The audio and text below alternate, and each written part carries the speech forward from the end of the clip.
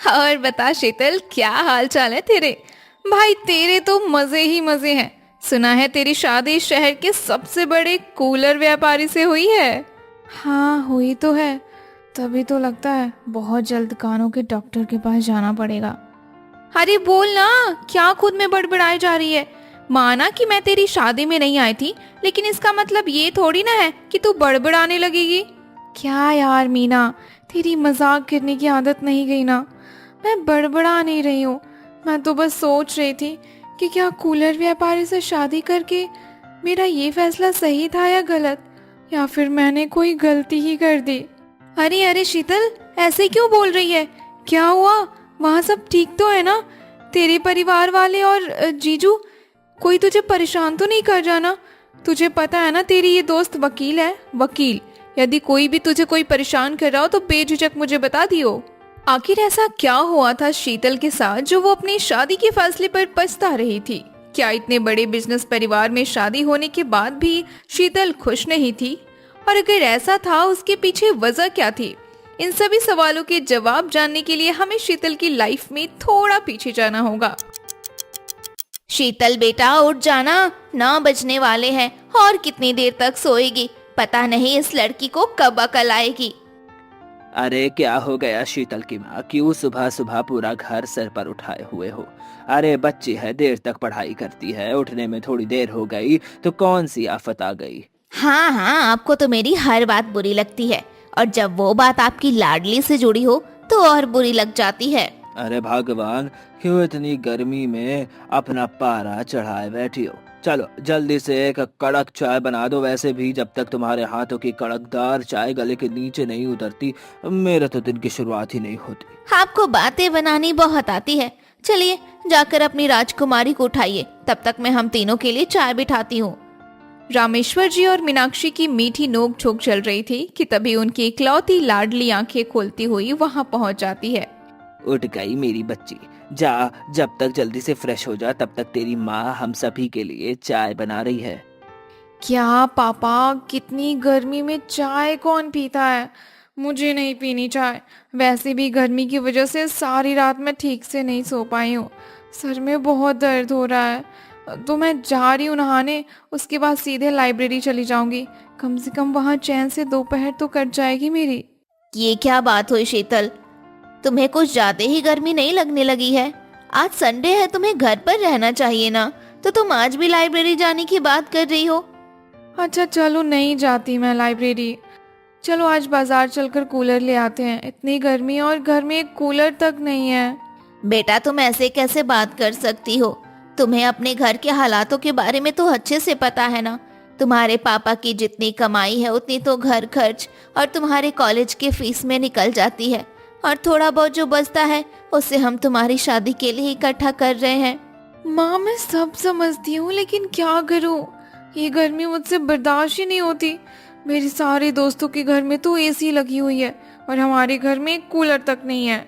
मीनाक्षी जी शीतल की नादानी से भरी बातों का कोई जवाब नहीं देती और अपने काम में लग जाती हैं। शीतल भी चुपचाप वहां से चली जाती है। अरे भगवान, इतना ज्यादा परेशान क्यों हो रही हो? मेरी मानो तो आज बाजार चलते हैं, एक अच्छा सा कूलर ले आते हैं। वैसे भी गर्मी बहुत ज्यादा पड़ रही है, कूलर आ जाएगा तो हम उसे हॉल में लगा लेंगे। शीतल के साथ साथ तुम्हें भी आराम हो जाएगा।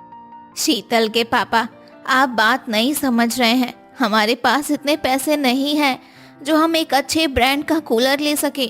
और देखिए, आप शीतल की हर बात मना करिए। लड़की जात है, कल को दूसरे घर जाना है। वहाँ कैसा परिवेश होगा, क्या होगा, हमें कुछ नहीं पता। इसलिए उसे सभी परिस्थितियों में सामंजस्य बिठाना आना चाहिए, नहीं तो उसे बहुत सारी परेशानियों का सामना करना पड़ सकता है।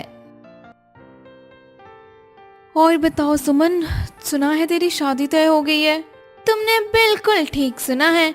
और तुम्हें पता है, मेरे होने वाले पति शहर के सबसे बड़े कूलर व्यापारी के यहाँ मैनेजर की पोस्ट पर हैं। अरे वाह, फिर तो तेरे मजे ही मजे। तुझे तो कूलर खरीदने की जरूरत ही नहीं पड़ेगी। हाँ वो तो है। वैसे मैंने सुना है उनके घर पर 10-10 कूलर लगे हैं। भाई गर्मी लगने का तो सवाल ही नहीं उठता। मैं तो इस रिश्ते से बहुत खुश हूँ। सही कहा यार, तेरी किस्मत बहुत अच्छी है। अच्छा चल, अब मैं चलती हूँ। अभी तो पूरी दोपहर बाकी है, इतनी गर्मी में घर जाकर क्या करेगी? वैसे तुम यहाँ गर्मी से ही बचने आती हो ना, तो जाने क्यों लगी? कहीं तुम्हें मेरे ससुराल में लगे कूलरों के बारे में सुनकर जलन तो नहीं होने लगी? शीतल का मन सुमन की बातों से दुखी हो गया और वो चुपचाप वापस घर आ गई। अरे बेटा, तू तो शाम को आने वाली थी, अभी क्यों चली आई? और तेरा चेहरा ऐसा उतरा हुआ क्यों है? क्या बताऊँ माँ, लाइब्रेरी में मुझे सुमन मिल गई थी और जब मैंने उससे उसकी शादी के बारे में पूछा तो वो लंबी लंबी फेंकने लगी।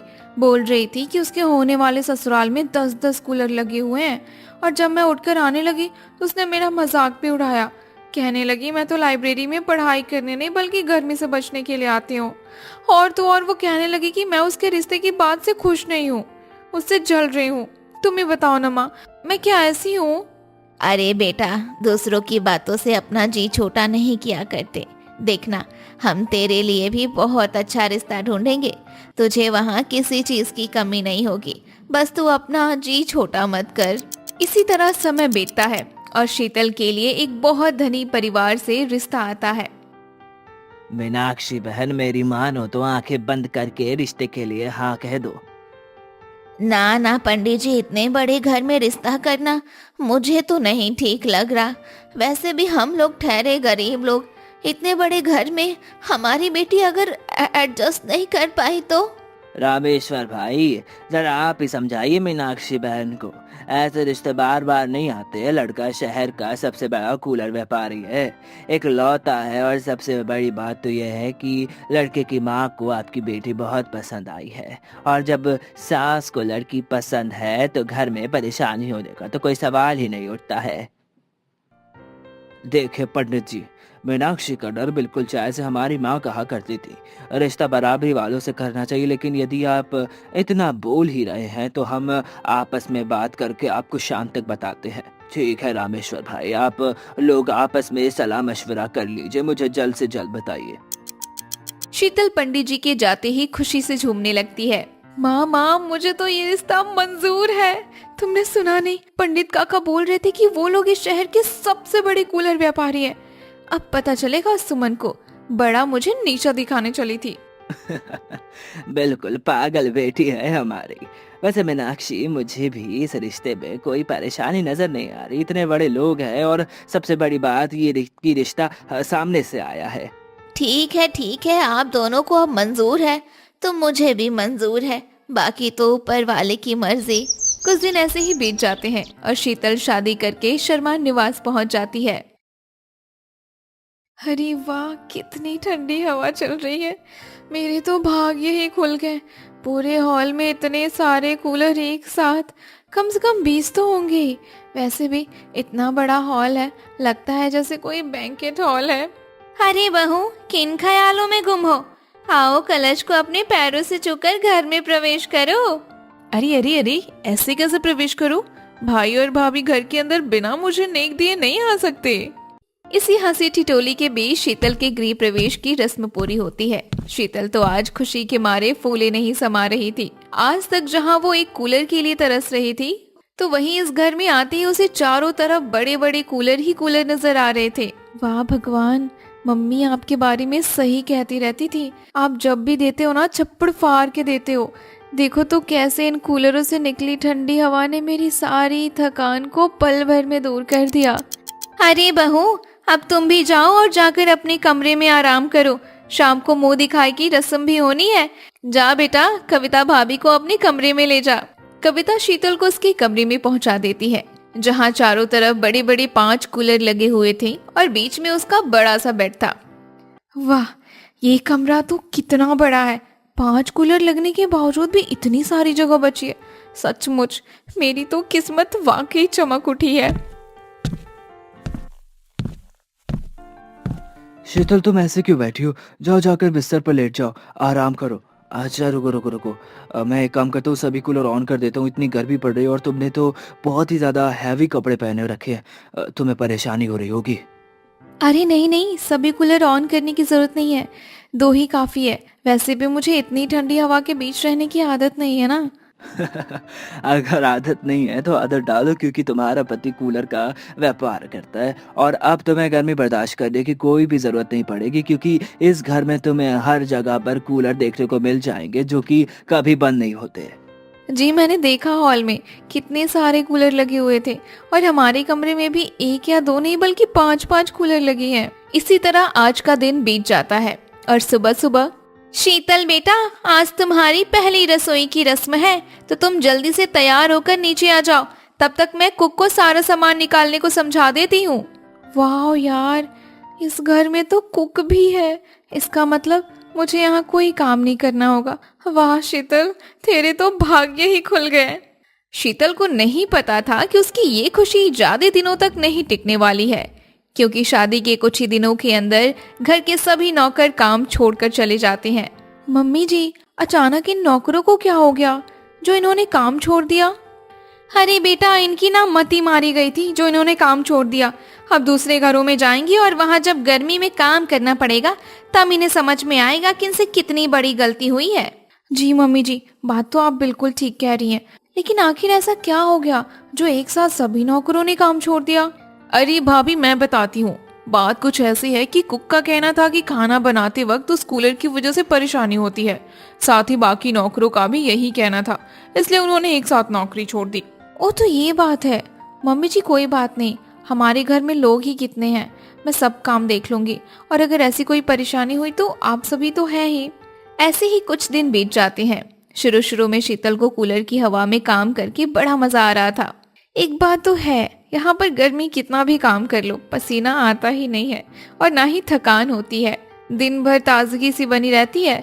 कूलर की हवा भी इतनी ठंडी आती है कि लगता है इंसान शिमला मनाली की वादियों में बैठा है। भाभी, आपने कपड़े धो लिए हो तो दे दीजिए ना, मैं इन्हें छत पर डाल आती हूँ। सूखने पर आप उतार लाना, क्योंकि मुझे अपनी फ्रेंड के यहाँ बर्थडे पार्टी में जाना है।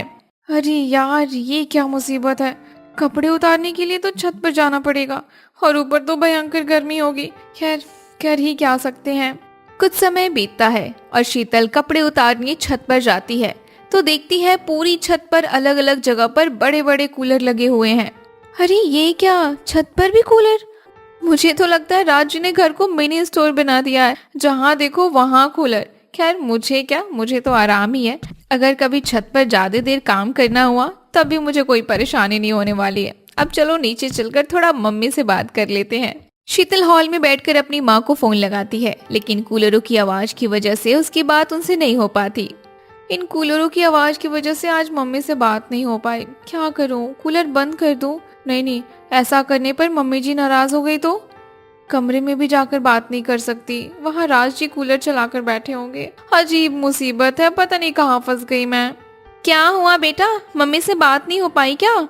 जी मम्मी जी, लगता है नेटवर्क इशू था। अच्छा बेटा, शाम होने वाली है, ऐसा करो सभी के लिए कड़क चाय बना दो तो। शीतल सभी के लिए चाय बनाती है और सभी को देने के बाद वो अपनी और राज की चाय लेकर कमरे में चली जाती है। अरे वाह, अदरक वाली चाय, तुम्हें पता है ये मुझे बहुत ज्यादा पसंद है। मुझे भी चाय बहुत पसंद है, लेकिन गर्मियों में मैं चाह कर भी इसे नहीं पी पाती थी, लेकिन यहाँ आने के बाद गर्मी का मौसम ठंडी में बदल गया है। समय बीतता है और धीरे धीरे कूलर की ये ठंडी ठंडी हवा शीतल के लिए सिर दर्द बनने लगती है। एक सुबह जब शीतल सभी के लिए चाय नाश्ता तैयार कर रही होती है तो वो मदद के लिए कविता को आवाज देती है, लेकिन कूलर की शोर की वजह से वो आवाज किचन में ही दबकर रह जाती है। हद है यार, मैं पूरा दिन काम करके थक जाती हूँ, किसी को मदद के लिए आवाज दो तो इतने बड़े बड़े कूलर की आवाज से किसी को मेरी आवाज सुनाई नहीं देती। अरे भाभी, मुझे आवाज लगा दिया होता, मैं आ जाती मदद के लिए। मैंने आवाज दी थी, लेकिन इन कूलर की आवाजों की वजह से किसी ने नहीं सुनी। मम्मी जी, अगर आप बुरा ना मानो तो एक बात बोलूं? हाँ बेटा बोलना, कुछ भी बोलने या समझने के लिए तुम्हें मेरे परमिशन की जरूरत थोड़ी ना है। मम्मी जी, मैं ये कह रही थी कि घर में इतने सारे कूलर हैं, क्या हम इनकी जगह एसी नहीं लगा सकते? एसी जगह भी नहीं घेरेगा और आवाज भी कम करेगा। देखो बेटा, हमें तो कूलर की आदत है और अब हमारा खुद का बिजनेस है, तो हम फालतू की एसी का झंझट क्यों पालें? शीतल ऐसा जवाब सुनकर चुपचाप उठकर अपने कमरे में चली जाती है। कुसुम, क्या तुम्हें ऐसा नहीं लगता कि हमें शीतल को पूरी बात बता देनी चाहिए, सब कुछ बता देना चाहिए? आखिर वह भी तो इसी घर की सदस्य है और उसे भी सब पता होना चाहिए। वो ये सब जानकर कैसे रिएक्ट करेगी ये हमें नहीं पता, इसलिए अभी के लिए रहने दीजिए। आखिर रमेश जी कौन से राज के बारे में बात कर रहे थे जिसे सब शीतल से छुपाना चाहते थे। समय बीतता है और एक रात काम करने के बाद शीतल नहाने के लिए बाथरूम में जाने से पहले कमरे में लगे हुए सभी कूलर को बंद करके जाती है। इन कूलरों की हवा ने तो परेशान करके रख दिया है। नहा कर निकलने पर इनकी वजह से हालत खराब होने लगती है। अच्छा है कि राज जी कमरे में नहीं है, नहीं तो मैं इन्हें बंद नहीं कर पाती। राज जैसे ही कमरे में आता है कूलरों को ऑन कर देता है और ठीक उसी वक्त शीतल भी नहा कर निकलती है। अरे आपने कूलर क्यों चला दिया? ऐसा लगता है मेरी कुल्फी बन जाएगी। शीतल, इतनी ज्यादा गर्मी हो रही है और तुमने इन्हें बंद कर दिया। क्या तुम्हें पता नहीं है कि यहाँ हमारे घर में इस तरह कूलर को बंद नहीं किया जाता है? पता नहीं कैसा घर है आपका। दिन भर इनके शोर में मेरे तो सर में दर्द होने लग रहा है। अब समझ में आ रहा है कि हर गर्मी में आपके घर के नौकर काम छोड़कर क्यों भाग जाते हैं। भाई इतनी शोर में इतनी ठंड के बीच उनकी हालत मेरी तरह ही खराब हो जाती होगी। तुम्हें जो सोचना है सोचो, पर ये कूलर बंद नहीं होने वाले। शीतल गुस्से में कंबल ओढ़कर सो जाती है। अगली सुबह जब वो घर की सफाई कर रही होती है, मम्मी जी देखिए ना हमारे घर में कितनी धूल हो गई है। सफाई के वक्त यदि इन कूलर्स को बंद नहीं करेंगे तो धूल इधर उधर ही उड़ जाएंगे। तो मम्मी क्या मैं थोड़ी देर के लिए बंद कर दूं? भाभी क्या आपको एक बार में कोई बात समझ में नहीं आती है क्या? जब भाई और मम्मी ने आपको समझा दिया है कि इस घर में कूलर बंद नहीं कर सकते, तो क्यों आप बार बार इन्हें बंद करने की जिद करती रहती हैं? हाँ बहू, कविता बिल्कुल ठीक बोल रही है। और अगर तुमसे काम नहीं हो पा रहा तो साफ साफ बोल दो ना, हम दोनों माँ बेटी मिलकर कर लिया करेंगे। मम्मी जी मैं तो बस इसलिए बोल रही थी कि धूल की वजह से पापा जी की सांस की बीमारी बढ़ सकती है, उन्हें परेशानी हो सकती है ना। लेकिन आप कहती हैं तो फिर कोई बात नहीं। समय बीतता है और कूलर की वजह से शीतल की हालत खराब होने लगती है। किचन में चलने वाले कूलर की वजह से उसकी आंखों में बराबर जलन रहने लगती है, साथ ही लगातार सिर दर्द और खांसी भी रहने लगती है। शीतल, मैं देख रहा हूँ तुमने खुद पर ध्यान देना छोड़ दिया है, और खुद पर क्या, इस पूरे घर पर ध्यान देना छोड़ दिया है। देखो पूरा घर अस्त व्यस्त पड़ा है। मैं क्या करूँ राज जी, इन कूलर्स की वजह से मेरा जीना मुश्किल होता जा रहा है। आंखों में जलन, सर में दर्द और पता नहीं क्या क्या। मैं खुद बहुत परेशान हूँ। देखो शीतल, मैं वो सब नहीं जानता। हमारे यहाँ बरसों से कूलर चल रहे हैं, लेकिन इतनी गंदगी कभी भी नहीं हुई। मैं भी तो यही कह रही हूँ कि गंदगी बढ़ती जा रही है और धूल और धुएं की वजह से मुझे परेशानी हो रही है। वैसे ही पापा जी की तबीयत भी तो खराब हो सकती है ना। राज शीतल की कोई बात नहीं सुनता और बाहर चला जाता है। उसी वक्त शीतल की दोस्त मीना का फोन आता है। और बता शीतल, क्या हाल चाल है तेरे? भाई तेरे तो मजे ही मजे हैं। सुना है तेरी शादी शहर के सबसे बड़े कूलर व्यापारी से हुई है। हाँ हुई तो है, तभी तो लगता है बहुत जल्द कानों के डॉक्टर के पास जाना पड़ेगा। अरे बोल ना, क्या खुद में बड़बड़ाई जा रही है। माना कि मैं तेरी शादी में नहीं आई थी, लेकिन इसका मतलब ये थोड़ी ना है कि तू बड़बड़ाने लगेगी। क्या यार मीना, तेरी मजाक करने की आदत नहीं गई ना। मैं बड़बड़ा नहीं रही हूँ, मैं तो बस सोच रही थी कि क्या कूलर व्यापारी से शादी करके मेरा ये फैसला सही था या गलत, या फिर मैंने कोई गलती ही कर दी। अरे अरे शीतल, ऐसे क्यों बोल रही है? क्या हुआ? वहाँ सब ठीक तो है ना? तेरे परिवार वाले और जीजू कोई तुझे परेशान तो नहीं कर रहा ना? तुझे पता है ना तेरी ये दोस्त वकील है। यदि कोई भी तुझे कोई परेशान कर रहा हो तो बेझिझक मुझे बता दियो। अरे नहीं मीना, तू जैसा सोच रही है वैसा कुछ भी नहीं है। जिसके बाद शीतल मीना से अपनी सारी परेशानी की वजह बताती है। क्या शीतल, तू भी ना, तूने तो मुझे डरा ही दिया था यार। एक काम कर, तू आज शाम को सभी को अच्छी तरह से समझा, वो तेरी बातें जरूर समझ में आएंगी उन्हें। मीना से बात करने के बाद शीतल का मन थोड़ा हल्का होता है। शाम होने पर वो सभी के लिए चाय बनाती है, जिसे लेकर वो हॉल में जाती है। मम्मी जी, पापा जी कहाँ हैं? दिखाई नहीं दे रहे आप सब। लगता है कमरे में होंगे। ऐसा करो बहू, तुम उनकी चाय कमरे में ही दे आओ। शीतल चाय लेकर जैसे ही रमेश जी के कमरे में जाती है, उनकी हालत देखकर वो डर जाती है। रमेश जी जमीन पर बेसुध होकर गिरे पड़े हैं। मम्मी जी, राज जी जल्दी आइए, देखिए ना पापा जी को क्या हो गया है। जल्दी से डॉक्टर को फोन किया जाता है। आप सभी लोग इतने लापरवाह कैसे हो सकते हैं? रमेश जी की सांस की बीमारी है, ऊपर से घर में इतनी ज्यादा गंदगी, धूल, ये सब कैसे छोड़ सकते हैं? और तो और आपने अपने घर को कूलर की दुकान बनाकर रखा है, चारों तरफ इतनी ठंडी हवा। वो तो अच्छा हुआ कि आप लोगों ने मुझे समय पर बुला लिया, वरना वरना आज कुछ भी हो सकता था। डॉक्टर साहब, लेकिन पापा जी यूँ अचानक से बेहोश कैसे हो गए? अचानक नहीं, उन्हें उन्हें पहले भी दमे का अटैक आया था और ऑक्सीजन की कमी होने के कारण उनके शरीर में उनका साथ नहीं रहा। अब वो इतने मजबूत नहीं रहे। खैर, मैंने उनको दवा दे दी, पर उनका ध्यान आप सभी को रखना पड़ेगा। और हाँ, घर की सफाई भी जरूर कराइए। डॉक्टर के जाते ही शीतल सभी को समझाती है। देखा आप सबने, क्या से क्या हो गया। मैंने बार बार आप सबको समझाने की कोशिश की, लेकिन किसी ने मेरी बात नहीं समझी। मम्मी जी, क्या आप अब भी घर में इतने सारे कूलर रखना चाहेंगी? बेटा, ऐसा नहीं है। मुझे या बाकी सदस्यों को तुम्हारी बात समझ में आती है, लेकिन लेकिन लेकिन क्या मम्मी जी, क्या आपकी ये कूलर की जिद पापा जी की जान से ज्यादा इम्पोर्टेंट है?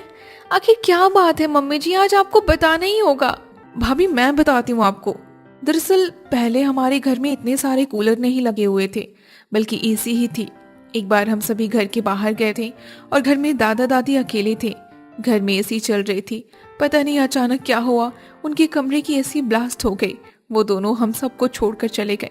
इस बात का मम्मी पर इतना असर हुआ कि उन्होंने घर में एसी की जगह एसी हटा दी और उसकी जगह कूलर ने ले ली। मम्मी जी, ये पहले की बात है जब एसी ब्लास्ट हो जाया करते थे।